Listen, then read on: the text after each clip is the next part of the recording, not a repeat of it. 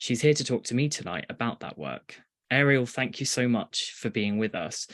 I thought we might start by talking about your experience in this area. You've been working in post-adoption and social work and searching for a long time. And I wanted to hear about sort of what's changed during your career in this area. Thanks, Jack. Yes. So you're right. I've worked in this area for nearly 40 years. I started as a qualified social worker, and I was sort of fascinated really by the culture that existed when I started work. I worked with a lot of social workers who had been very busy placing children for adoption. I came into social work, and at the time I did, very much as a sort of feminist, and I saw adoption itself as a feminist issue. What I saw was, and what I reflected upon of previous behaviour, had been that adoption was how we punished women who had transgressed the social mores of the day. We took their children. They did not have either social status, often money or a place to live, or a family that supported them. And we gave their children to those who were respectable, dare I say, very often church-going, had 2 bedrooms or more, and a reasonable income. And I saw adoption in a very sort of in that way. So when I started work, I came in with, to some extent, a view that the change in legislation in 75, which had enabled adopted people to find their families of origin, was really interesting, and that it was now bringing about, by the time I came into that world, real change in attitudes. So that was sort of my background, and I think that was the ethos I brought into the work I did. I guess that it then goes without saying that if you're going to come in with that view, you need practical skills, and the practical skills that I required was that I was able to trace people. Because it was no good an adopted person coming to me and saying, you know, I have a sense of dislocation, of anomie in the world, and I need to find my family of origin and at least understand that, unless I could help to trace. So I started kind of fusing together both social work practice with tracing skills.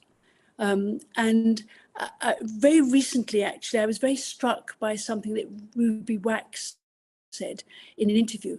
And she said, I'd come to realize in later life that I didn't need therapy, I needed genealogy.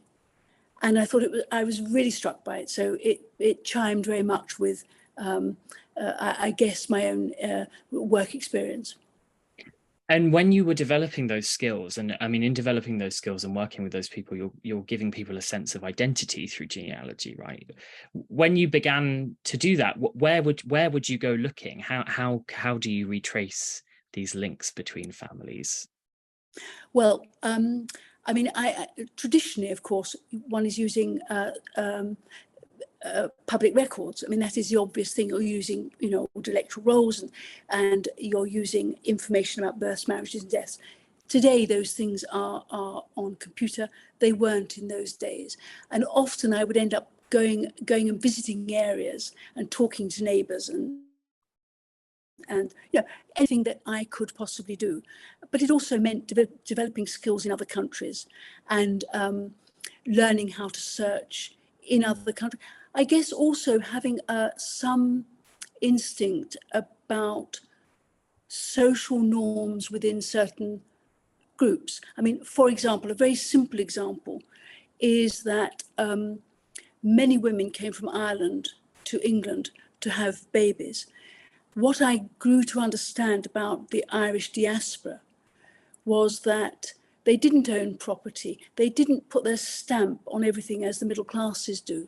You know, they weren't on the electoral roll. They didn't own property. They went from job to job. Very transient, very difficult to trace. But if I went back to Ireland, to the village where they came from, the folk knowledge and history back 50 years in people's memories. So, you know, you just learned to search in a different way.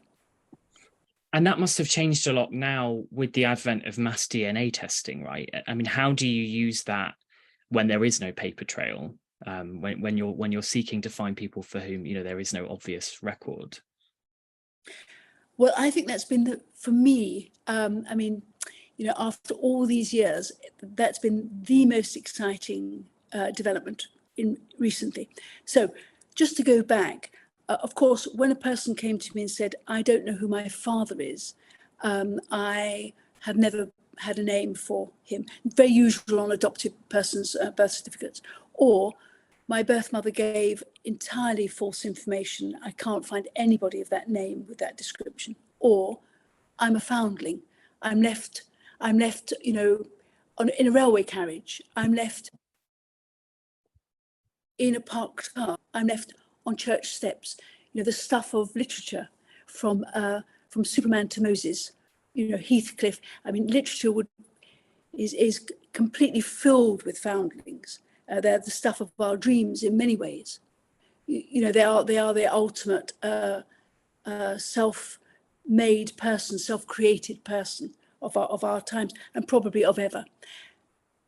I couldn't help those people, and that made me rather cross, actually. You know, I don't like that sort of thing. I don't like failure, and so about 7 years ago, it became apparent to me that there was a tipping point in the number of people who were taking who were doing DNA in order to understand something about their genetic heritage. And it was quite crude in those days. The way that these DNA sites like Ancestry work are that they refine their information based on the numbers of people that buy their kits. So today, across about 5 organizations, 4 of which coordinate with each other, there are about 30 or 35 million people who have taken tests. Now, if a person comes to me as a foundling, has no idea of their origin, and I put their DNA across those sites, the people that show to have a connection, and the connection is measured, might only be, when I say only, there might be third cousins. That means they share a great-great-great-grandparent. But somebody who understands genealogy can extrapolate from what they see and what they know to that which they don't know. If you can give me that, I can trace somebody's birth father or birth mother without them being themselves on having taken a test, or indeed their children, or possibly even their parents, or indeed their brothers and sisters. It could be more distant than that, but I can work through to do that. It is extraordinary, and of course it is fraught with moral dilemmas on lots and lots of levels, and there are many areas in which it will continue to be used. But for foundlings, this has been an extraordinary breakthrough. For me personally, it feels like the sort of last bit that I couldn't do, that I've now been able to do for the people for whom I work. That's incredible. And as you say, it opens up so many possibilities as well as dilemmas. And I wonder if you could talk a bit more about some of the challenges of that work, that you must have been faced with scenarios that have been difficult to navigate, kind of in ethical ways or personal ways. Yes, absolutely. I mean, it goes without saying that when we find living birth parents of children who have been left, it is so complicated. And we have to tread with the greatest of care. I mean, my overall picture of the circumstances in which children are left in those ways is inevitably it is a woman who is in a state of distress, whether it's economic distress, social, you know, a lack of social support. It could be religious, you know, being in a world that would frown hugely upon her having a child. there will be all very young or completely overwhelmed by already too many family responsibilities. And often these children are left very safe. I mean, classically, and the one I'm going to talk about, the child was left warmly wrapped with a warm bottle and a packet of formula milk, and watched until the child was taken away from the phone box. So, you know, these are can be acts which are not, while they're desperate, they are as kindly towards the child as can be. So this particular case, it was one that we worked on. I'm really very happy to have solved it. A man came to us, in fact, quite interesting. He had seen something I'd written, and he'd been brought up in Northern Ireland. His story was that 50 something years ago, he'd been found in an open car, with the door open, out in a suburban house, outside a suburban house in just outside Belfast. And he had been taken from there. Nobody knew who he was, and he'd been adopted. He'd gone into the British Army and served as a soldier. And during that time, he had made appeals on television in Ireland, desperate to know who he was. And when Kate Adie wrote a book called Nobody's Child about foundlings, he features in that as David. David then came to me and said, could I help? And we worked through the DNA. And we started work on this. And it is very complex, and in Ireland particularly, because in fact, the uptake in DNA kits is mostly in America, where the diaspora has gone, which is kind of interesting in itself. So anyway, we worked very hard at it, and eventually we got to the story. And the story was both his birth parents were dead. His birth father had been a married man.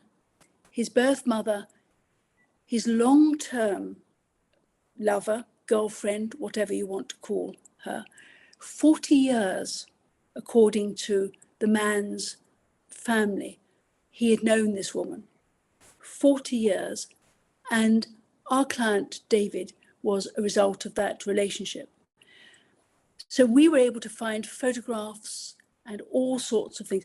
The woman never married, but the father was married. There were many children on that side, and they've been prepared to talk to David, tell him about their father, their collective father.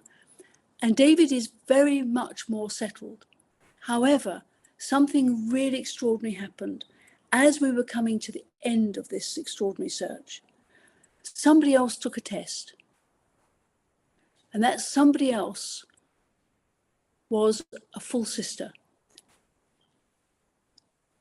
They'd had another child who, again, the MO was identical, left in a phone box, properly looked after with a bottle, but this time in Southern Ireland. Because in fact, interestingly, the couple, the man and the woman, one was a Catholic and one was a Protestant. This time they left the child in the south. So David brought up as a Protestant, and his full sister, Helen, was brought up as a Catholic. I hasten to add, they decided that these things didn't matter. And then something else happened. The film was shown in Australia, and a woman living in Australia caught a snippet, and she thought she recognized something about her own father, himself a foundling. And he was the child born between David and Helen. So now we had three. So this relationship, of course, a culture of not using perhaps birth control, they had babies, and they left them because she could not have been seen to be a single woman bringing up a family. And he could not be seen to leave his family and his wife. So, you know, extraordinary stories that they resonate on every level. They are kind of they're historic documents of a bygone time, a bygone set of ideals about family, a bygone set of moralities, and how people sort of escaped them or circumnavigated them. But for the people involved, the representation of actually both belonging somewhere and not just, as it were, having just come from nowhere, has been, I think, very profound. So that's a little vignette. I learn a great deal, both about human nature, and also about these extraordinary searches as I go along.